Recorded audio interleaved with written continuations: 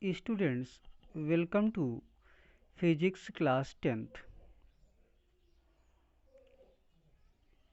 Chapter is Light, Reflection and Refraction. Today we study the topic mirror formula and magnification. In a spherical mirror, the distance of the object from its pole is called the object distance u. The distance of the image from the pole of the mirror is called the image distance v.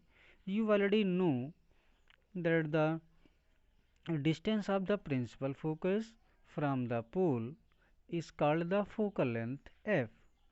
There is a relationship between these three quantities given by the mirror formula, which is expressed as 1 upon v plus 1 upon u is equal to 1 upon f. This formula is valid in all situations for all spherical mirrors. For all positions of the object, you must use the new Cartesian sign convention while substituting numerical values for u, v, f and r in the mirror formula for solving problems. Here is figure is given the Cartesian sign convention for spherical mirrors. Next topic is magnification. Magnification produced by a spherical mirror gives the relative extent to which the image of an object is magnified with respect to the object size.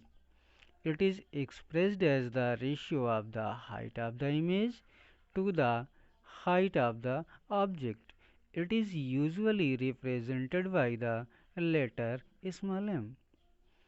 If h is the height of the object and h dash is the height of the image, then the magnification m produced by a spherical mirror is given by m is equal to height of the image h dash upon height of the object h. So m is equal to h dash upon h.